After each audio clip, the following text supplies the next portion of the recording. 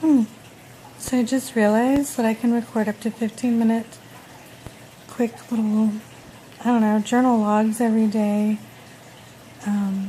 instead of having to type this stuff out. And I'm so much better of a talker, and this will help me reduce my talking time. So yeah, I think I'm gonna try this. We'll see what happens. I only have 4 followers anyway, so why not start putting my crap out there, right? Today was a really cool day. I finished my 4th round of chemo with my last injection. I have 3 injections a month, once every week on every Wednesday for 3 weeks, and then I'm off a week, and that's considered 1 round. So I've done that 3 months, and now I've completed my 4th injections. I've got 1 week off, and then I'm done with my 4th round, technically. But anyways, before Sundance, at the beginning of June, I was invited to, twice, but by Karen Wise herself, to come and get a henna crown. For anybody who's wondering what this fabulous cotton crown, or I call it my cotton helmet. Who needs a tinfoil helmet when you can have cotton, right? But yeah, I'm probably wondering what this is. This is from a henna session that I had today with Karen Wise. Beautiful woman, mother, elder, and wise woman. It's in her name, obviously. Who reached out to me and offered the gift of this blessing in her art, in a permanent, semi-permanent tattoo, or unpermanent tattoo. I don't even know what to call them. Henna piece. And just really quick, like, I have not a lot of experience with henna. This is my 3rd time, I believe, only receiving henna work, because I'm not one to, or I haven't really been in a position where I could afford it. It's been gifted to me 2 other times, and by situations and just, circumstance. And I'm not gonna lie, I'm okay with that. I'm okay with just flowing with things, especially when I have nothing to give. And of course, in that moment, something's always there to give, whether it's just an exchange or a hug or, a prayer to, like, send blessings their way, whatever, But I've noticed with all 3 of my processes, the first time actually being Karen Wise's daughter and my beautiful sister and friend, Sierra Wise. The second time being another beautiful friend of mine, Danny, who is a student of Karen Wise. So it all comes back to this beautiful woman, full circle, with this experience that I've had with, I think, the most, how do I say this? They're all been sacred to me in one way or another, these experiences with henna. But this one was, this is kind of why I didn't want to do the video thing. I'm going to be a crybaby sometimes, so just bear with me. I am allowing myself to feel my feelings, and have been for a few years now. I didn't understand why I was such an emotional wreck at first sometimes, because it wasn't even really my emotions that I was expressing a lot of times. It was just emotions in general. Everything would work me up a few years back there.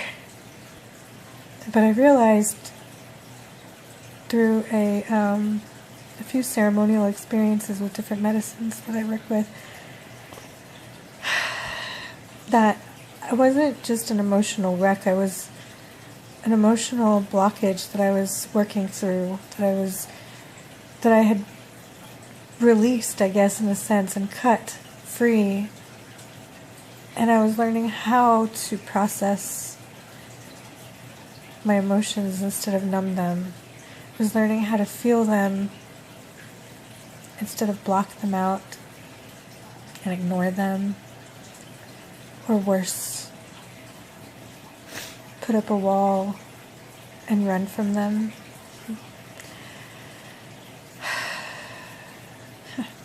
So, like I said, block my emotions. I feel them now. And I'm learning. Still haven't quite figured it out yet how not to apologize for them either. But just to learn from them and just keep getting better and better. So anyways,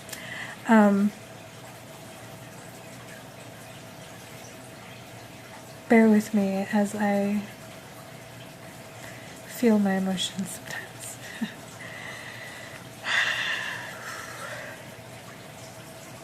But yeah, this piece, this henna, as most people who know me know, going through my own process, my own learning, my own growth right now that is unique to me. I've always been a control freak, and Spirit is completely taking control for me on so many levels. Put me in places where I thought I'd never be, nor did I ever think I'd want to be, and the controlled part of me never would have allowed me to be. But in my journey, in my process, and what I'm learning right now is control. Control isn't necessarily a good thing. Not when it is done by somebody who is just one little tiny, itsy-weensy piece of the oneness. And what most theologies, I believe, are trying to say to us is the one message that's the same. Is that we're all connected in a sense. Whether they believe that we're connected by that little piece of God that's within us each, or if we're connected by the oneness and the energies that are all that is, and are connected by the air, by the energies, by the polarities, the positives, the negatives, the macros, the micros, everything, just the oneness. I don't even know if I'm making sense anymore. I can do that, sorry, but we're all connected.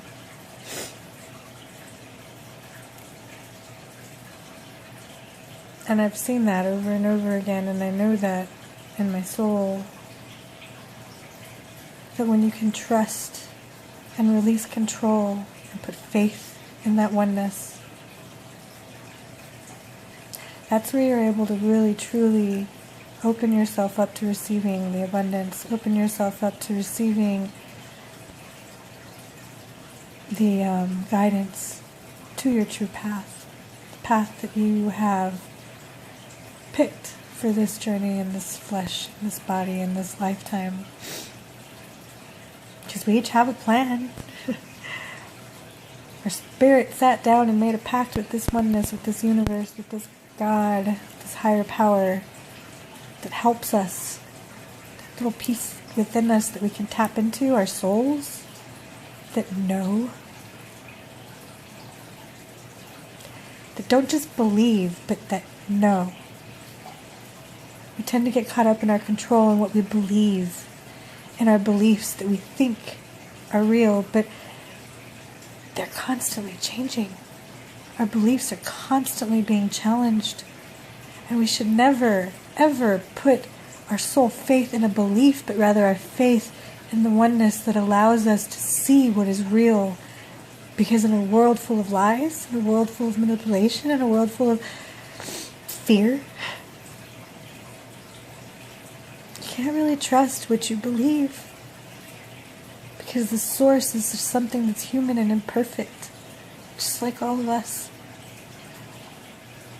The little human part of us is where the imperfections lie, but they're also the beauty that help us learn and grow and live within our lessons and sort through these imperfections to grow and understand each other and life and this planet that much better. But there's also that little piece of our soul that is connected to everything and understands it all. We just have to learn how to open our hearts to it, open ourselves to it, and most importantly, connect it to our mind so that the beliefs that we have can stem from the heart and be fueled by that instead of fueled by fear, hate, and all those things that the beliefs are backed by.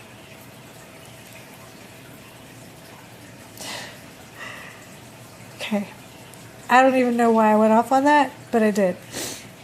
I'm going to bring it back because, woof.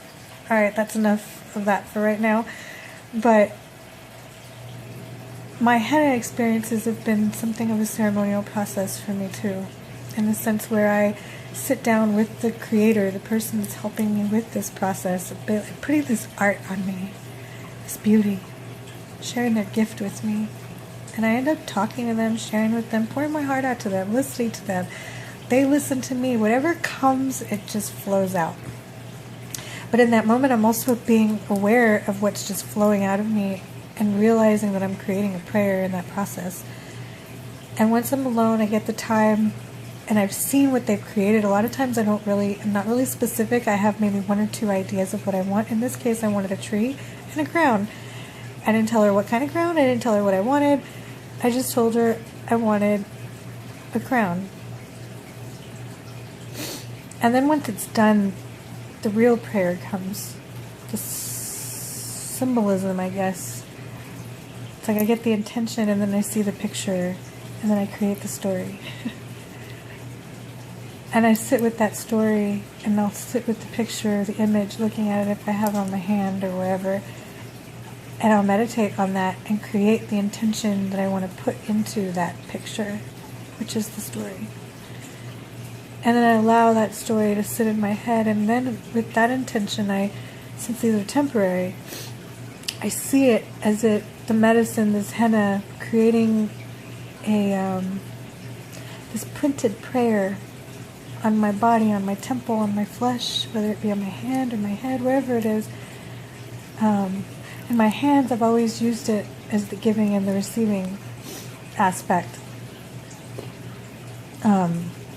an intention. But on my head, I used it as my crown blessing, as of course, as a prayer for this hair that comes back in, as a prayer for my healing, as a prayer for my journey, as a prayer for my mind, to help connect it with my heart. When I heal, I've already decided I'm getting a tattoo. And it's all starting to come to me. It's really a cool tattoo. I don't want to share it yet till it's drawn up, but it's going on my heart. And I honestly just realized I've been sharing this, which is why I know I'm supposed to do it, because I don't just share to express myself and hopefully inspire and help other people, but I also share to put myself into a place of perspective, and it helps me realize things, it helps me grow. So thank you, whoever watches this, if anybody even does, or just thank you YouTube for giving me the opportunity to do this. This is cool that I can just record this and put it up there. I didn't even know. That's what I get for not checking, but I put that kind of intention into it too, and then I put intention into the actual ink itself. How it puts that mark on me, but instead of it disappearing, which a lot of people might think or say, I see it as it just seeping into my being, into my body, into my flesh, skin, and becoming a part of me, so that prayer is a part of me. I think, I'm not saying that's what everybody does. I'm not preaching that this is how people should do it. It's just what works for me. It's just what I've created in this experience, and I didn't even realize it until today. And things came to me today that were really beautiful. And I reached out to a beautiful brother of mine and hopefully helped him. He's going through some hard times, so. And then I got to go to my sister's house and her husband and share some time with them and brainstorm on the things that we want to do to change the world, change the future, help the planet, help us all just become more in tune with our oneness, so that we all can respect and love each other again like we're supposed to.